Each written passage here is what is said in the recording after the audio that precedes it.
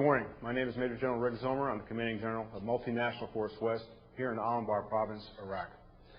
Multinational Force West is a coalition of over 30,000 Marines, soldiers, airmen, and sailors. We have 2 U.S. Marine Regimental Combat Teams and 1 U.S. Army Brigade Combat Team. A company of soldiers from Azerbaijan helps guard the Haditha Dam. An Iraqi Division Headquarters assumed the operational control of one of its 4 brigades this September and is scheduled to get more later this year. Almost 2 years ago, coalition forces cleared the city of Fallujah of the terrorists and their horrific torture and beheading houses. Then there were over 4,000 Marines and 300 members of the Iraqi security forces in Fallujah providing security for the city.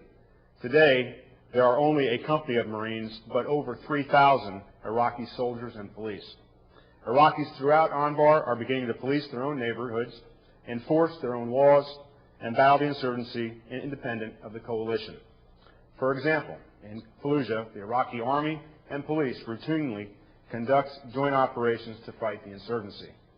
Last year, coalition forces cleared the northern area of Anbar near the city of Al-Qaim and helped secure the international border.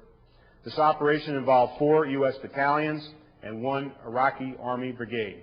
Excellence in policing by the Iraqis is now beginning to emerge there. Today, security in this area is provided by 1 U.S. battalion, 1 Iraqi Army brigade, and an increasing number of police, well over 500.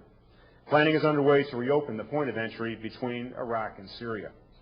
This year, during our current deployment, we are focusing on the central populated areas of Anbar. 2 years ago, there were no police or army in Anbar. Today, there are over 6,400 Iraqi police and nearly 13,000 soldiers assigned to Anbar. 7,500 soldiers are on duty at any given time. We continue to recruit both Iraqi soldiers and police. Many criticize the full duty rate of the Iraqi army, but fail to realize that serving in Anbar means you don't go home to your family at night. They work for 3 weeks straight and then take a week off to take their pay home to their families. There are no ATMs, no electronic banking in Anbar province. We have a number of Iraqi brigades operating in their own area independent of an associated coalition unit. The others are partnered with the coalition unit and they work side by side. Certainly there are challenges in the Iraqi army. Ensuring proper wages are paid is a challenge in a country without an electronic banking system.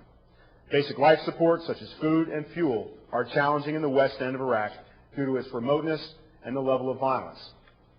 There are over 6,400 Iraqi police assigned to Anbar. Some police districts are doing tremendous work with their Iraqi army counterparts and making a real difference in their hometowns. Other districts are still coming online.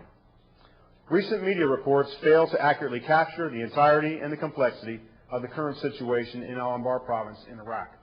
The classified assessment, which has been referred to, was intended to focus on the causes of the insurgency. It was not intended to address the positive effects coalition and Iraqi forces have achieved in the security environment over the past years.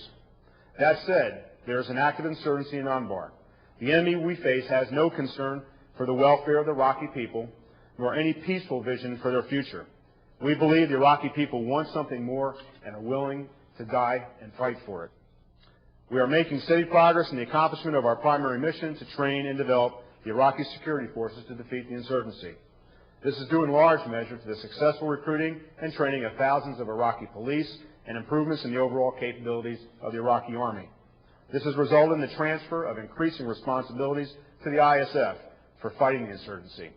Finally, the progress we have made has been due to the dedicated and heroic actions of U.S. and Iraqi forces.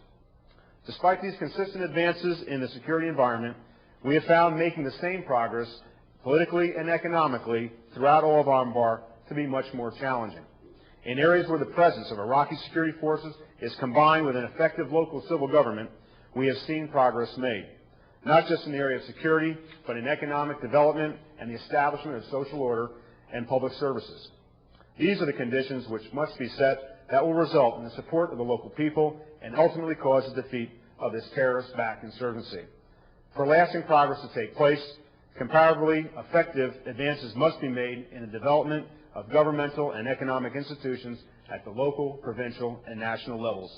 Only then will the people of Anbar be able to realize their goal of long-term security, prosperity, and confidence in their government.